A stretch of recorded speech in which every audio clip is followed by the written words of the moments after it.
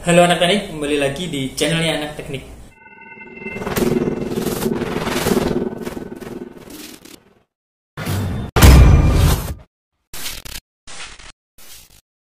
Nah, pada video kali ini kita akan membahas tutorial bagaimana cara mengukur luas bidang tanah yang bertujuan untuk mengetahui luasan area tanah, kemudian kita mengetahui posisi tanah kita berada di koordinat mana, kemudian salah satu fungsinya yaitu pertama dalam proses awal dalam pembuatan ataupun proyek kita harus mengetahui berapa luasan area yang akan kita gunakan dalam pembangunan sebuah gedung atau sebuah pabrik. Kemudian yang kedua bisa digunakan untuk teman-teman yang akan membeli tanah ataupun bidang tanah. Nah, kita perlu mencocokkan antara luasan yang ada di sertifikat dengan luasan yang ada di lapangan. Nah, sesungguhnya apakah sudah benar atau belum. Nah, kemudian untuk pengukuran kali ini juga digunakan untuk proyek pembuatan kafling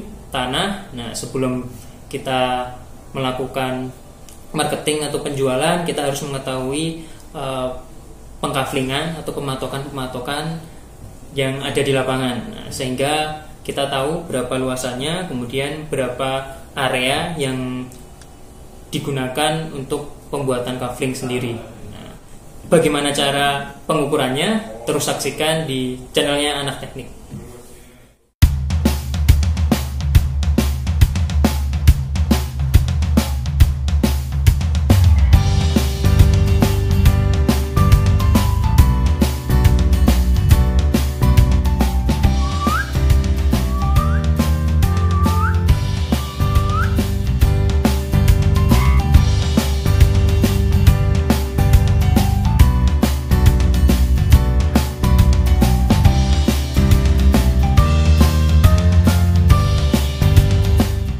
Oke, sekarang kita sudah sampai di lokasi tempat pengukuran. Jadi kita akan mengukur area tempat parkir yang belum terkena kanopi atau belum tertutup oleh kanopi. Nah, ini terlihat ada area yang belum terkena kanopi. Nah, jadi kita akan mengukur area ini ya.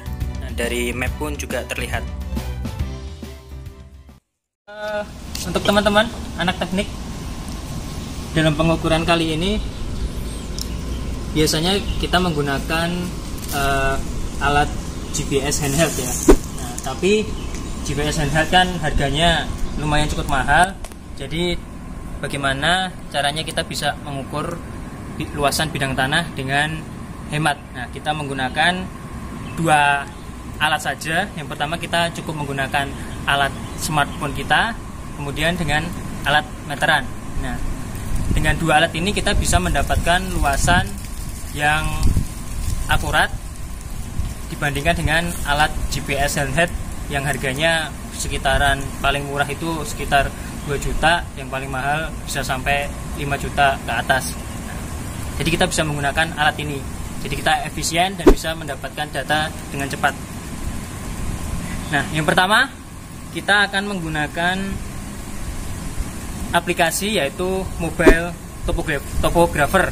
Nah, ini teman-teman bisa download di Play Store, yang aplikasinya juga free, tidak berbayar. Nah, kalau teman-teman ingin mendapatkan aplikasi yang lebih pro, nah itu teman-teman harus melakukan pembayaran. Langsung saja kita buka aplikasinya. Yang pertama, teman-teman harus menginstal dulu ya, yaitu Mobile Topographer dan Kompas. Nah, untuk Kompas sendiri di Play Store juga banyak. Yang pertama kita harus mendapatkan posisi koordinat. Nah, teman-teman harus berada di letak posisi yang mudah diidentifikasi, nah, terutama yang ada di pojok-pojokan. Nah, kali ini kita akan mengukur area terbuka lahan parkir. Nah, kita menggunakan patokan yaitu di atas atap ini. Nah, karena kita patokannya area yang terbuka ya, yang belum tertutupi oleh kanopi. Untuk di Google Maps sendiri kita bisa mendapat acuan yaitu di ujung atap kanopi sendiri. Nah, kita posisikan berada di ujung atap kanopi, kemudian kita buka aplikasi Mobile Topographer, lalu kita klik di bagian survei. Nah, untuk teman-teman harus mengaktifkan aplikasi Mobile Topographer di bagian survei. Kemudian jangan lupa untuk mengaktifkan GPS-nya dan paket datanya ya, karena untuk aplikasi ini membutuhkan paket data. Nah, tunggu beberapa waktu, mungkin agak lama tergantung sinyal teman-teman. Nah, jadi kita butuh pairing untuk akurasi aplikasi Mobile Topographer. Nah, kemudian akan muncul display yang teman-teman bisa memilih. Di gambaran bumi ini ada sistem koordinatnya, bisa sistem koordinat WGS 84, yaitu bisa munculkan latitude, longitude, altitude, kemudian akurasinya juga, jumlah satelitnya berapa, teman-teman juga bisa diketahui. Nah, untuk di bagian kanannya itu ada ada satelit. Nah, untuk satelitnya sendiri ada GPS, ada GPS, kemudian ada Beidou dan yang lain-lainnya. Nah, kemudian ada juga sistem koordinat UTM. Nah, mungkin kali ini kita akan menggunakan sistem koordinat WGS 84. Nah, kemudian setelah akurasinya kita peroleh, nah, diusahakan untuk akurasinya itu di bawah 5 meter. Nah, jadi ini perlu waktu sampai akurasinya, toleransi yang kita inginkan itu tercapai. Nah, kemudian kita klik auto, kemudian kita klik start accuracy positioning. Nah, di bagian akurasi position, nah itu akan muncul akurasinya berapa. Nah, di sini muncul 32, nah 29, 27, kemudian merah lagi. Nah, kalau merah ini berarti loss untuk GPS-nya. Jadi kita tunggu aja sampai akurasinya benar-benar bagus. Nah, sampai 18, 16, 14. Nah, sampai kita tunggu akurasinya itu di bawah 5 meter. Prinsipnya sebenarnya sama aja untuk teman-teman yang pernah melakukan pengukuran menggunakan GPS handheld. Nah, sebenarnya sama saja. Kita tunggu, ini sudah 6 meter, nah 5 meter. Nah, ini ketika sudah di bawah 5 meter, ini sebentar lagi akurasinya. Nah, ini sudah di bawah 5 meter, kita stop akurasi positioning. Nah, kita udah setelah start akurasi positioning di stop. Nah, akan muncul latitude, longitude, altitude, kemudian akurasinya berapa. Kemudian ada PDOP, HDOP, VDOP. Nah, kalau itu nggak usah saya jelaskan, nanti teman-teman malah pusing sendiri. Langsung saja tekan tanda plus. Nah, untuk plus ini untuk menyimpan data yang sudah kita ambil. Nah, langsung saja poin labelnya, misalkan kita kasih nama poin 1, area parkir. Langsung tanda centang.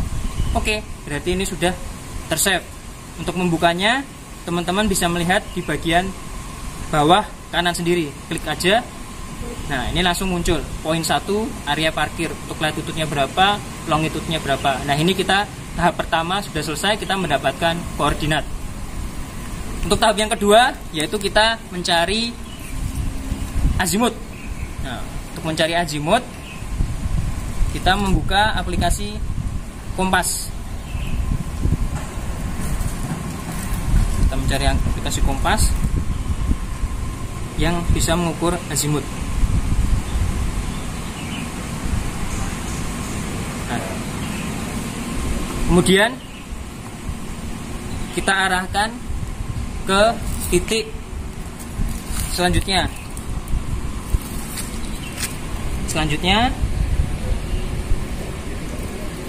Di sini ada nivonya juga, jadi teman-teman bisa lebih akurat memposisikannya.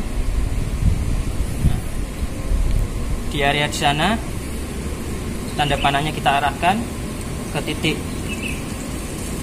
yang menjadi acuan. Nah, di sini untuk azimutnya kita sudah mengetahuinya, yaitu sekitar 273 derajat, sekitar 20 menit. Nah, di sini acuannya derajat menit ya. 273 derajat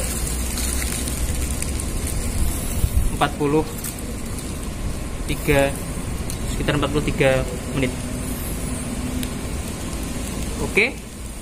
Kalau mau bagusnya kita screenshot. atau kita catat biar mendapatkan data yang lebih akurat. Oke, ini tahap kedua kita sudah selesai. Selanjutnya tahap ketiga kita lakukan pengukuran jarak. Oke, untuk tahap yang ketiga kita akan mengukur jarak bidang yang akan kita ukur luasannya. Nah, untuk pengukuran ini kita menggunakan metode trilaterasi, yaitu salah satu metode pengukuran terestris yang banyak digunakan ataupun sering digunakan untuk pengukuran luas bidang tanah. Untuk melakukan pengukuran ini saya butuh bantuan untuk melakukan pengukuran ya. Langsung saja kita panggilkan yang sering terlibat dalam pembuatan video di channelnya Anek Teknik. Langsung saja masuk, Mas. Halo, men. Halo. Siap. Gimana? Oke. Langsung aja kita lakukan pengukuran ya.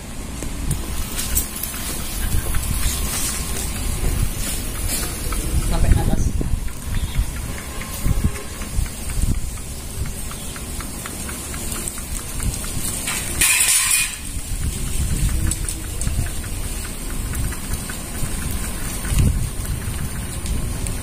Stop. Oke, kita lakukan pengukuran. Nah, di sini untuk jaraknya yaitu sekitar 25,2 meter atau 25.200 mm. Nah, jadi jaraknya sekitar 25 meter di sini.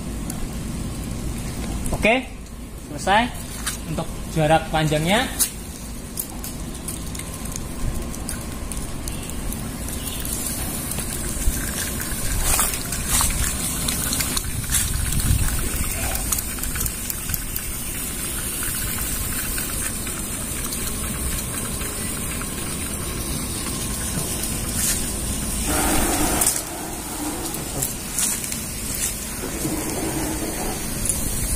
oke, sekarang kita ukur lebarnya.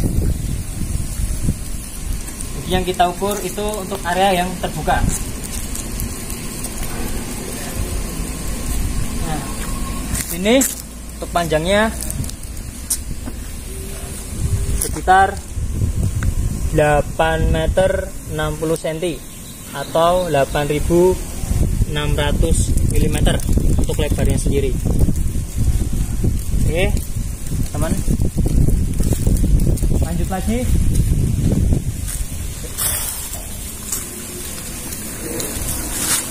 Lebarnya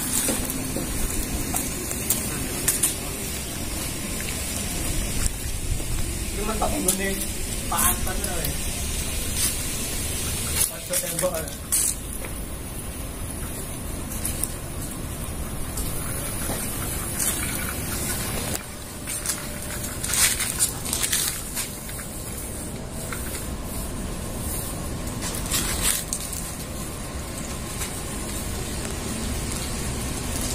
Oke, untuk panjang berikutnya yaitu sekitar 21 meter 70 cm atau sekitar 21.600 mm. Selanjutnya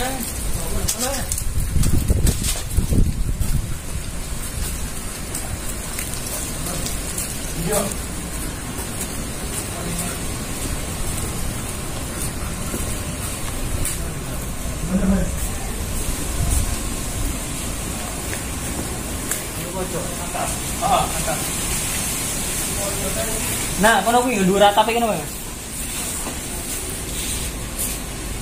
Rata dua Mas. Nah, untuk lebar berikutnya posisikan untuk meteran lurus ya teman-teman. Nah, jangan sampai miring.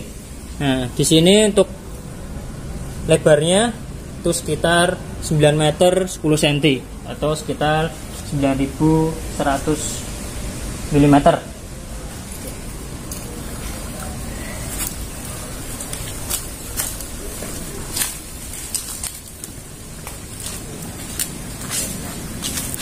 karena kita menggunakan metode trilaterasi, jadi kita butuh satu titik kontrol, yaitu diagonal. Nah, ini sebagai jarak kontrol agar jarak yang kita ukur tadi itu jadi lebih akurat. Jadi kita butuh diagonal luasan bidang yang kita ukur tadi. Tadi kan baru panjang dan lebarnya saja. Nah, jadi kita butuh data diagonalnya. Itu sebagai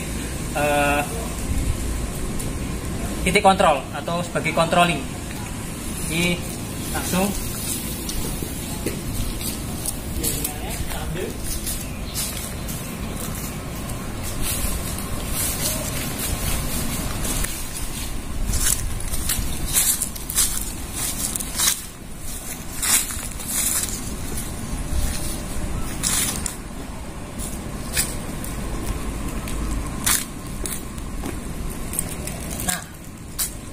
di sini pas untuk diagonalnya sebagai jarak kontrolnya, yaitu sekitar 23 meter ya, 23 meter atau 23.000 mm. Oke. Sudah. Nah, jadi 3 data yang kita perlukan. Yang pertama yaitu koordinat dengan menggunakan aplikasi Mobile Topographer. Kemudian yang kedua yaitu kompas, kita gunakan untuk mengetahui azimut arah utara. Kemudian yang ketiga yaitu jarak, panjang, lebar, dan diagonal bidang yang akan kita ukur luasannya. Nah, itu saja stepnya. Nah, bagaimana cara pengolahannya? Tetap saksikan dan terus ikuti channelnya Anak Teknik. Jangan lupa subscribe, like, and share.